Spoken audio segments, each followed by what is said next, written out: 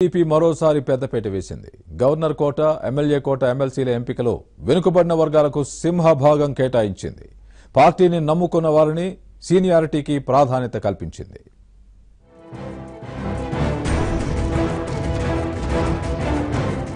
MLA కోటాలో ఎన్నుకునే 5గురు ఎమ్మెల్సీలకు పదవీ కాలం పూర్తి కావడంతో 4 స్థానాల్లో టీడీపీ, 1 స్థానంలో వైసీపీ పోటీ చేసే అవకాశం దక్కింది. 4గురిలో యనమలకు మరోసారి అవకాశం ఇచ్చారు.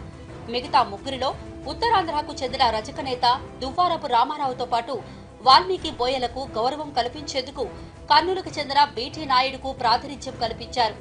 మరో స్థానాన్ని ఇటీవల స్వచ్ఛంద పదవి విరమణ చేసిన ఏపీ ఎన్జీఓ మాజీ అధ్యక్షుడు అశోక్ బాబుకు కేటాయించారు. ఇక గవర్నర్ కోటాలో 2ని ఎంపిక చేశారు. జమ్మలమడుగు ఫార్ములాలో భాగంగా రామసుబ్బారెడ్డి ఎమ్మెల్సీ పదవికి రాజీనామా చేయడంతో ఆ స్థానంలో మంత్రి ఆదినారాయణ పెదనాన్న కుమారుడు శివనాథరెడ్డికి కేటాయించారు. వ్యవసాయ శాఖ మంత్రి సోమిరెడ్డి చంద్రమోహన్ రెడ్డి రాజీనామా చేసిన స్థానంలో ఇటీవల పదవీకాలం పూర్తయిన సెమంతకమణికి మళ్లీ ప్రాతినిధ్యం కల్పించారు. స్థానిక సంస్థల కోటా నుంచి ఎన్నికైన ఎంవీఎస్ మూర్తి చనిపోవడంతో ఆ స్థానం ఖాళీ అయింది. దానికి బుద్దా నాగజగదీశ్వరరావును ఎంపిక చేశారు. ఎమ్మెల్సీల ఎంపికలో బీసీలకు ప్రాధాన్యం కల్పించారు. యనమల, దువ్వారపు రామారావు, బీటీ నాయుడు, నాగజగదీశ్వరరావు బీసీ వర్గాలకు చెందినవారు. అశోక్ బాబు కాపు సామాజిక వర్గానికి చెందినవారు కాగా సెమంతకమణి ఎస్సీల నుంచి ప్రాతినిధ్యం వహిస్తున్నారు. వీరందరూ కూడా పార్టీ కోసం పనిచేశారని, అన్ని ప్రాంతాలకు, కులాలకు ప్రాతినిధ్యం వహించేలా ఎమ్మెల్సీలను ఎంపిక చేశామని చంద్రబాబు అన్నారు. ఏపీ చరిత్రలో తొలిసారిగా 4 బీసీలకు ఎమ్మెల్సీ పదవులు ఇచ్చిన ఘనత టీడీపీకే చెందుతుందని, రజక కులానికి తొలిసారిగా చట్టసభల్లో ప్రాతినిధ్యం కల్పించామని ఏపీ టీడీపీ అధ్యక్షుడు కళా వెంకట్రావు అన్నారు. 6 ఏళ్లుగా పార్టీలో పనిచేస్తున్న తనకు ఎమ్మెల్సీగా అవకాశం ఇచ్చిన చంద్రబాబుకు రుణపడి ఉంటానని దువ్వారపు రామారావు అన్నారు. తెలుగుదేశం పార్టీ మొదటి నుంచి కూడా బీసీల పార్టీ కింద లెక్క. బీసీలు అంటే తెలుగుదేశానికి ప్రాణం. ఈరోజు ముఖ్యమంత్రి చంద్రబాబు నాయుడు గారు తీసుకునేటటువంటి నిర్ణయం చరిత్రలో నిలిచిపోతుంది.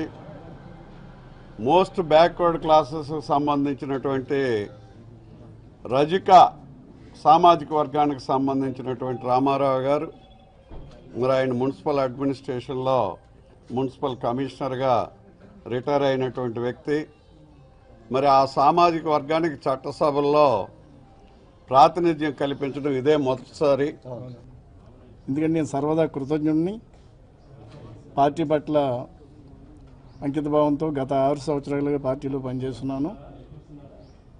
ఈ విధంగా నాకు ఒక మంచి అవకాశాన్ని కల్పించినందుకు నిజానికి పెద్దలు పార్టీ అధ్యక్షులు చెప్పినట్టుగా ఈరోజు ఒక చారిత్రాత్మక దినం. ఎందుకంటే అతి చిన్న కమ్యూనిటీస్కి రాజకీయ ప్రాతినిధ్యం అనేది ఇంతవరకు కూడా చాలా అరుదుగా జరుగుతున్న సంఘటన. అటువంటిది ఈ రోజున ఒక చారిత్రాత్మకమైన ఒక ఇష్యూని గౌరవ ముఖ్యమంత్రి వర్యులు ఒక డిసిషన్ తీసుకుని ఒక శాసన మండలిలో నాకు సభ్యత్వం కల్పిస్తున్నందుకు పార్టీ పరంగా వారికి సర్వదా కృతజ్ఞుడిని. గవర్నర్ కోటాలో ఎమ్మెల్సీ అభ్యర్థుల ఎంపికకు నోటిఫికేషన్ వెలువడాల్సి ఉంది. నోటిఫికేషన్ వచ్చాక 2ని ఎంపిక చేస్తారు. 1983 నుంచి చట్టసభలకు రావడానికి సహకరించిన ప్రజలకు, పార్టీకి రుణపడి ఉంటానని యనమల అన్నారు. బీసీలకు టీడీపీ పెద్దపీట వేస్తుందని చెప్పడానికి ఇదే ఉదాహరణ అని అన్నారు. తనను ఎమ్మెల్సీగా ఎంపిక చేసినందుకు చంద్రబాబుకు అశోక్ బాబు కృతజ్ఞతలు తెలిపారు. ఇవి బులెటిన్ విశేషాలు. మరి కాసేపట్లో ఇన్సైడ్ ప్రసారం అవుతుంది. చూస్తూనే ఉండండి ABN.